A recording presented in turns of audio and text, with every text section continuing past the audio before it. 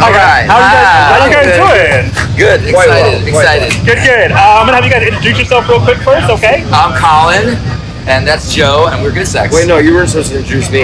Oh no, that's okay. Introduce yourself. No. I'm Joe, and that's Colin. So I'm actually Joe, and I'll let Colin introduce himself as instructor. Colin. And that's Colin.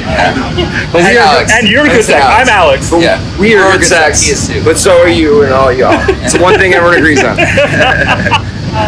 This is gonna be fun. I can already tell. Hell yeah. All right.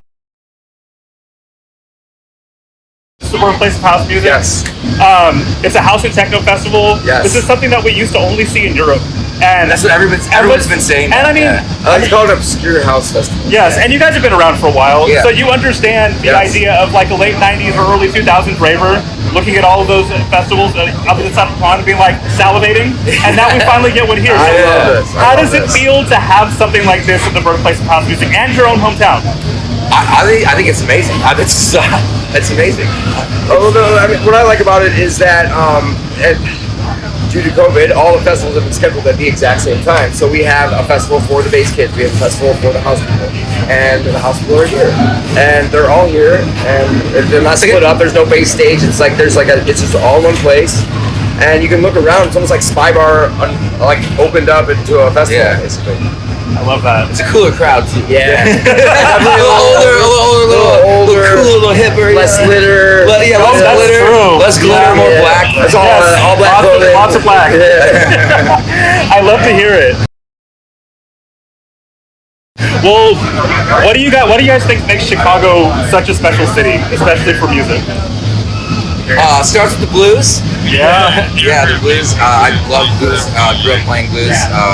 Going to all those clubs. Peace of Mind, shit like that. Buddy guys are so fun. And then later got into house music because of this guy. Really? Yeah. Yeah, I think the food is what makes Chicago special. The food, yeah. Also, that we're like the safest city as far as weather goes. I mean, if you think about it, we're definitely in the middle of the country. Right. So centrally located. There's no hurricanes, earthquakes, tornadoes, or anything like that. We have our own natural body of fresh water that we can drink, unless it's like toxified. But it's still there. We got a big ass dick of fucking water sitting in the middle of the country, and we live right by it. You know, there's a river, there's buildings. And the people are cool. The people are cooler nice. than people in LA or whatever. Yeah, it's like a small Way cooler city, here. big city, you know, type vibe. It's very neighborhoody. I'm born and raised in Chicago. I will never leave Chicago. I love Chicago. It's just, that's the shit, you know. I love to hear that. That's beautiful. Actually, other people have mentioned that it's like a big city that feels like a small city. Yeah. It's like because the people are friendly, more down to earth. You know, more like it's like.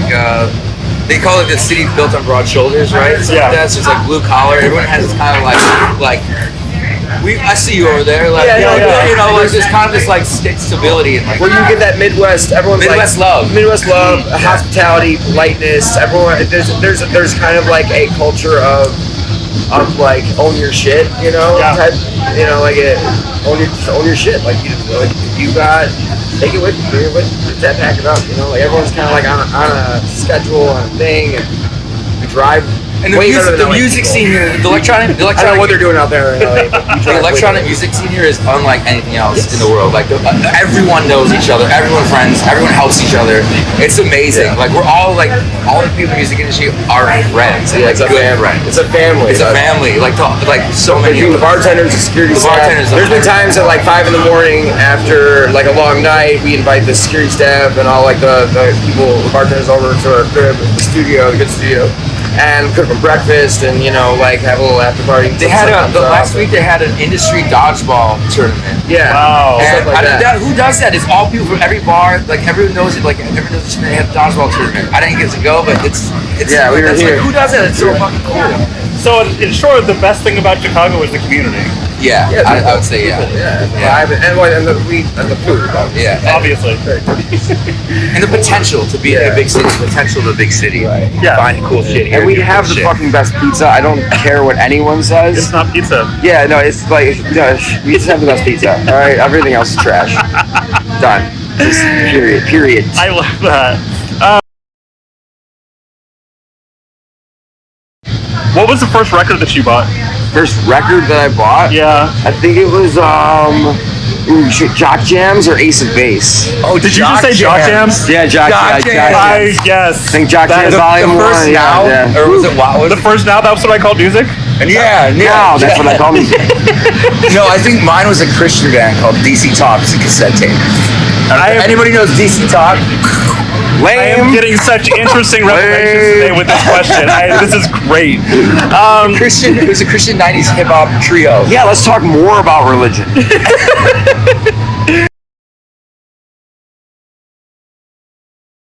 And tell me, you said that he was the one that introduced you to dance music. Well, so When did you fall in love with dance music? Burning Man. Burning Man. Yeah, One time I at Burning Man Burning for the first time in 2011. I was doing like singer-songwriter stuff. I was in metal bands, all kinds of like just the music side. Yeah. He like toured the country before. Yeah. I was a guitar tech. I was a tour manager. Yeah. I did all the other side. And I went to Burning Man, and the first time I went out and saw Knife Party, and I was just like, what the fuck are these sounds? It was just like the craziest shit at Burning Man. I literally went home, got able to the next day, threw out Pro Tools, put Pro Tools under my bed to hold my bed up when it broke.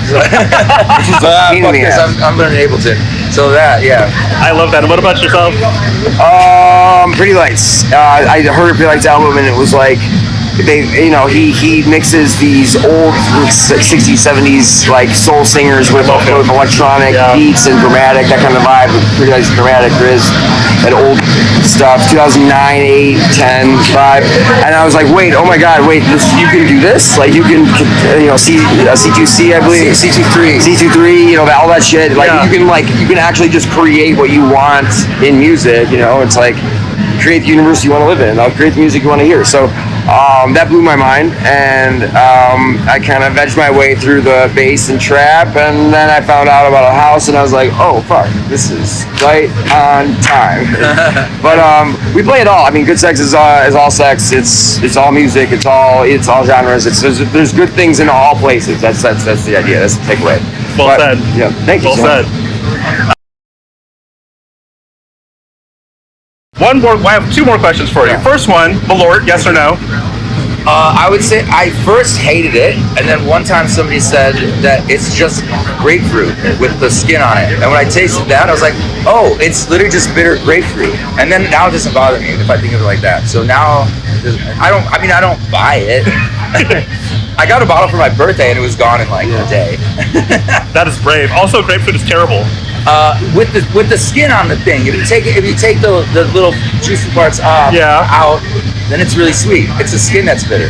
Gotcha. I think it's absolutely disgusting, and anyone who likes it is pretending to like it to be cool. That's essentially. Is that how you feel about him liking it? Yeah, sure. That applies to everyone. Everybody pretends to like me. Yeah, he falls in the category of everyone. Yeah. Oh, right. But it's ridiculous. Who are you kidding? You can use it to like take paint off a car or something. It's not good. It's poison. It's literally like it tastes like drain cleaner or some shit. It's absolutely disgusting. It's a joke. It's a complete joke. Don't ever give me Malort. Noted. I will never give that to you. It's one of those things where like your friend who's never been to Chicago before comes into town. You're like, let's go get a Chicago experience. You're taking the bar, like, fuck you. It's like a funny. Yeah. It's almost like a prank. I think it's a prank. I think it's a prank. That's what I've never had it, and I'm not trying it. You don't try it. Why? It's not that. It's honestly not that. Okay. If you have a really bad stain on your engine, you can pour it on there. Come right off. No Put problem. your dentures in it at night. Yeah, for sure. All right. Hey guys, and the final question is, what excites you about the future of dance music? Oh, well, The future of dance. Future.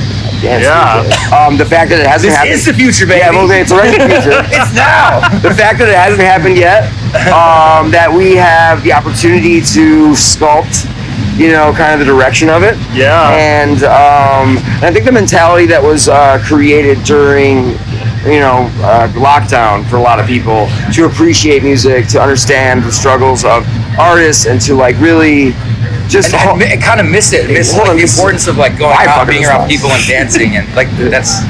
Yeah, no, that's terrible. But yes, you're right. Yeah, we're really just excited for things to move forward and open up, and everyone's just kind of like stoked. I've also one thing to say about the future of dance music. On the music side of it, it's really interesting too, because the technology of computers and all the plugins, all the things coming out, what people are able to do now is absurd for very little money. Sorry. Like if you just have creativity, and just a few tools, you can do insane shit like Absolutely sonically. true. Yeah. So to see like first of all, I don't really like dubstep, but just somebody made that sound. It's still interesting to see where it's gone. I'm like, whoa, somebody made that. Well, That's insane. Jim Morrison predicted this, and he said there'll be a time where there'll be a one person in front of a bunch of computers creating all of the stuff that we do as a band. He said record player, or he said tapes or something. Like Jim Morrison predicted it like way back. It's really, it's really just the idea of unlimited possibilities in music and sound. Yeah, unlimited possibilities. Yeah, right. Beautifully stated. Thank you guys both for taking the time out to talk to us today. I really appreciate it. The bus looks fucking amazing, by the way. Thank you so much. Yes, at It's the Good Bus on Instagram. We are just trying to push good out to all the peoples. We're here to help. Yes, sir. Thank you. You're welcome. Thank you. Thank you so much. Absolutely. Yeah. Right. You guys have a great day. Thank you. Much love.